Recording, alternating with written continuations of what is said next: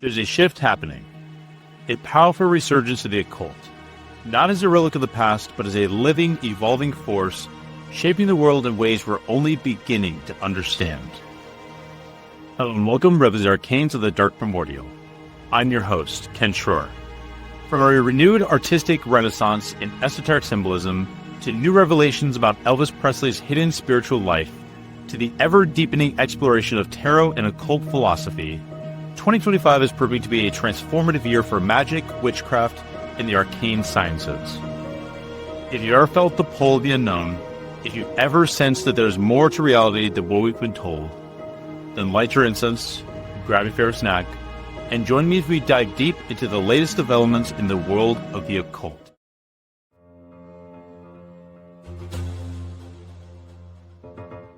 Throughout history, art has served as a bridge between the visible and the invisible, a language through which humanity has attempted to commune with the unknown. The symbols of alchemy, the sacred geometries of ancient temples, the veiled figures in mystical Renaissance paintings, all of these have carried hidden messages, speaking to those attuned enough to listen. In 2025, we are witnessing a new chapter in this tradition.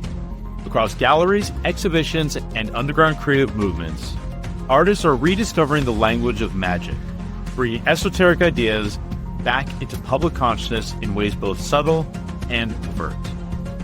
One of the most striking examples of this resurgence is the renewed interest in the work of Ethel Colquhoun, a surrealist painter and occultist whose practice blurred the line between artistic creation and ritual.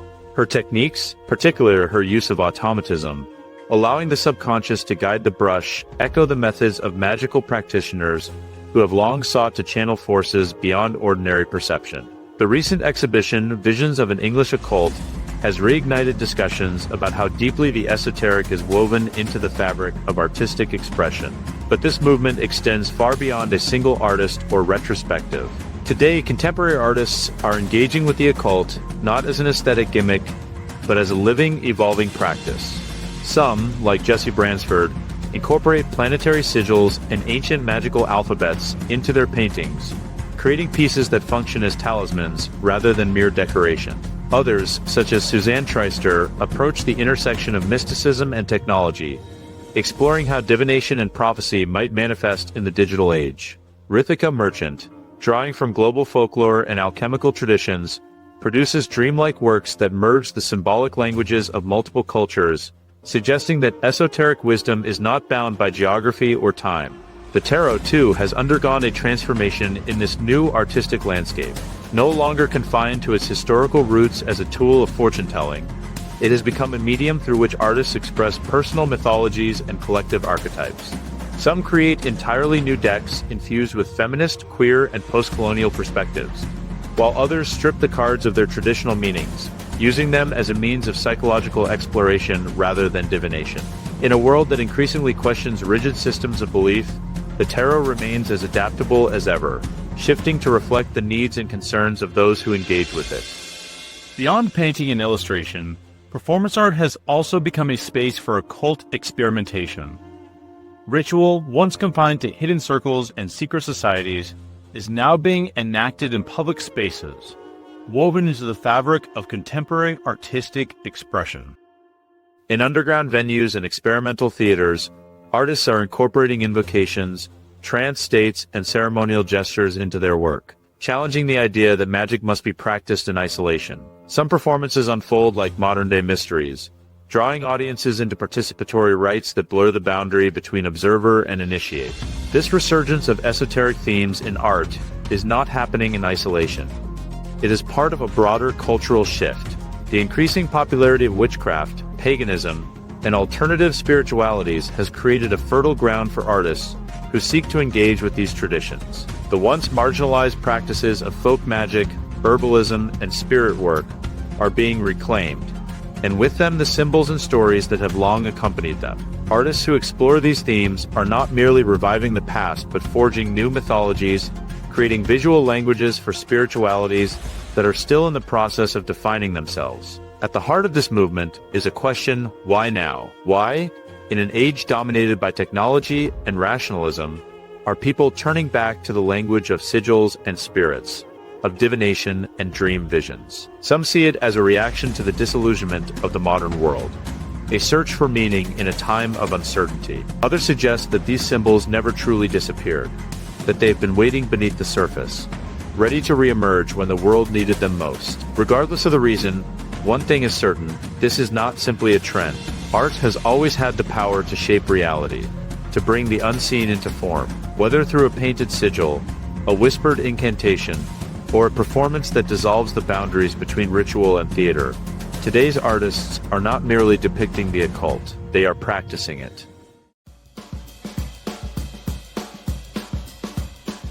Elvis Presley has been called many things: the king of rock and roll, a cultural icon, a voice that defined a generation.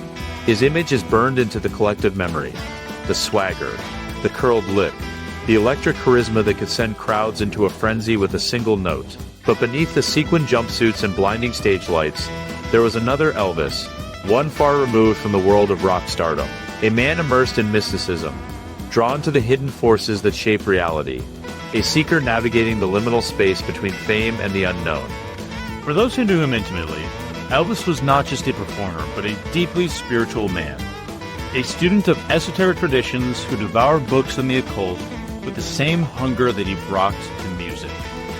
He was fascinated by the teachings of Helena Blavatsky, the controversial figure who laid the foundations for Theosophy, a movement blending Western esotericism with Eastern mysticism. He read Manly P. Hall's The Secret Teachings of All Ages, a work that delves into the symbols and hidden philosophies of ancient civilizations, revealing the secret currents that have shaped human thought. And perhaps most notably, he was profoundly influenced by the autobiography of a yogi by Paramahansa Yogananda, a book that introduced countless Westerners to the concept of self-realization and the power of meditation. But Elvis did not merely read about these ideas, he lived them. Those close to him tell stories that paint a picture of a man who was not only fascinated by the supernatural, but who may have wielded an uncanny power of his own. Friends and bodyguards spoke of his ability to heal, claiming that he could place his hands on someone in pain and offer relief through sheer intention. Others recall moments of inexplicable foresight, times when Elvis seemed to predict events before they happened, as though he were tapping into some unseen current of information. And then there are the whispers of something even stranger, the suggestion that he had the ability to leave his body, to travel beyond the physical realm through the practice of astral projection. One of the most intriguing glimpses into this hidden side of Elvis comes from his time in Las Vegas. In between performances, he would retreat to his hotel suite, not to indulge in the excesses so often associated with celebrity, but to meditate for hours at a time. Those who witnessed these sessions described them as something more than relaxation. They were acts of deep concentration, as though he were drawing energy from some unseen source. When he emerged, he was transformed, charged, electrified, ready to step onto the stage and transfix thousands. It was as if he were not simply performing, but channeling something, summoning a force that reached out through him and seized the hearts of his audience. Elvis's interest in mysticism was not a passing phase, nor was it a private indulgence hidden from public view. It found its way into his work, shaping his music and his worldview. His later recordings, particularly his gospel and spiritual pieces, took on an almost reverential tone, as if he were using his voice not just to entertain, but to commune with something higher. Even his stage presence, that indescribable magnetism that made him one of the most captivating performers of all time, may have had its roots in something beyond mere charisma. Many who saw him live described the experience as almost religious, a feeling of transcendence that lingered long after the final note had faded. But what are we to make of all this? Was Elvis Presley in some way a magician? Not in the sense of casting spells or working within a defined magical tradition, but in a more primal, instinctive way. A man who, through sheer force of will, could shape reality around him. After all, what is magic if not the ability to influence the world through intention? If the power of belief, of focus, of unseen forces shaping the tangible, is the core of magical practice, then perhaps Elvis was performing more than music. Perhaps he was weaving something deeper into his performances, something few understood but many felt. It is easy to dismiss these stories as the embellishments of those who want to paint their fallen idol in an otherworldly light. But those who walked beside him, who saw the intensity with which he pursued the mystical, tell a different story. They speak of a man who was seeking something beyond fame, beyond fortune, beyond even music itself. a man who, despite his worldly success, was looking for a doorway into something greater. In the end, Elvis Presley remains an enigma, a figure whose legacy is wrapped in both legend and mystery. But if the accounts are to be believed, then his story is more than that of a rock star.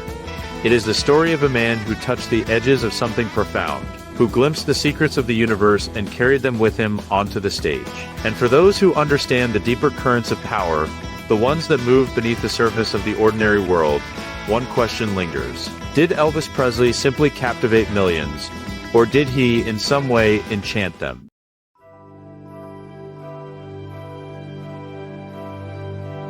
For centuries, the tarot has been a mirror, reflecting back the hidden truths we often struggle to see for ourselves. More than just a tool of divination, it is a living language, a system of symbols that has evolved alongside human consciousness. The Fool's Journey through the Major Arcana tells the story of transformation, of trial and revelation, of descent into darkness and the climb back into light.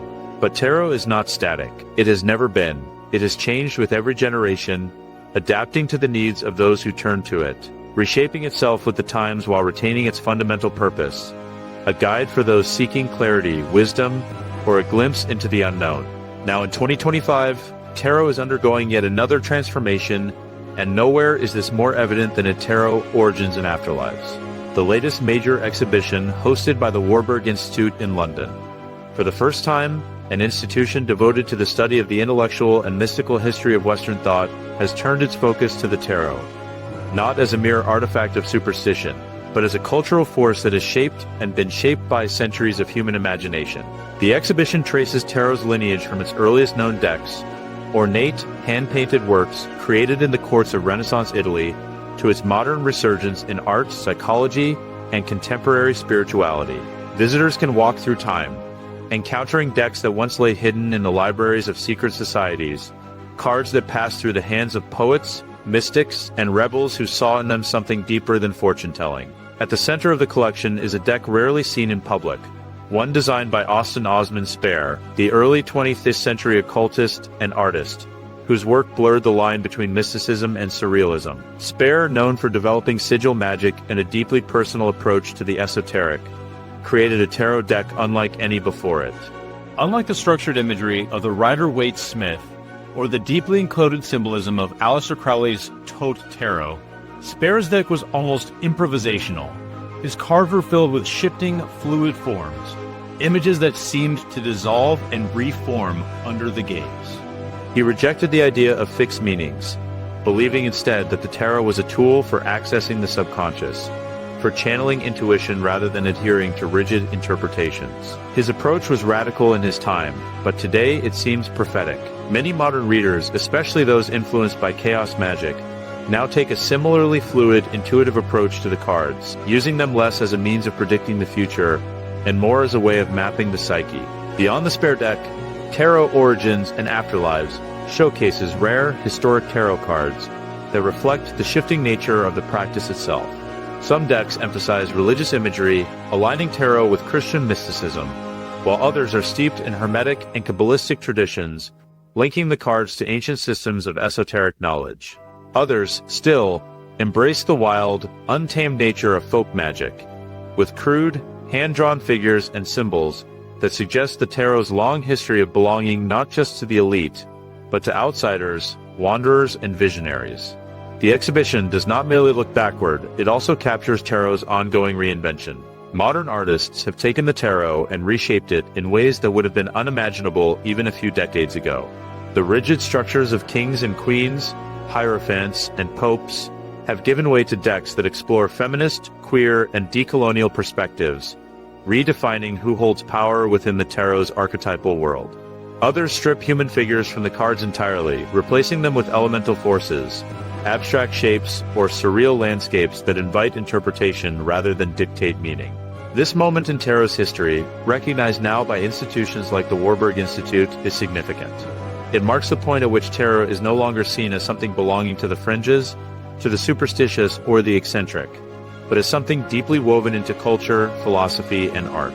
Once dismissed as mere parlor tricks or occult curiosities, these cards are now understood as vessels of meaning, capable of carrying the weight of history, the power of myth, and the complexity of personal revelation.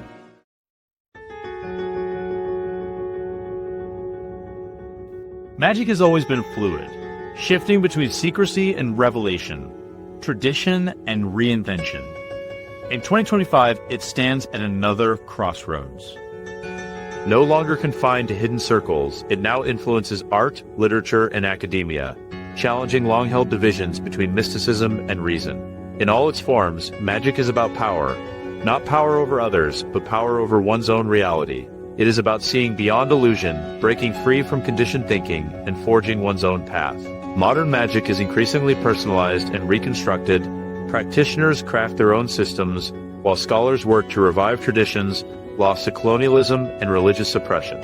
The old hierarchical models are giving way to a more fluid, intuitive, and decentralized approach, where authority is derived not from lineage, but from experience. At the same time, the sharp boundary between magic and science, ritual and psychology, myth and philosophy, is dissolving. What was once dismissed as superstition is being reconsidered as a technology of consciousness, an evolving system for engaging with reality in ways yet to be fully understood. Magic is not fading, it is expanding.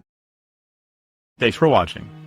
If you found this video enlightening, please like, subscribe, and share with those who might also be interested in exploring the ever-evolving landscape of modern occultism and spirituality. Additionally, consider supporting the Dark Primordial by visiting our Etsy and Shopify stores. There you'll find a curated selection of handcrafted witchcraft and pagan accessories to enhance your own spiritual practice. From hand-poured candles to intricately painted talismans, each item is imbued with intention and power. Until next time, may you become one with your own abyss.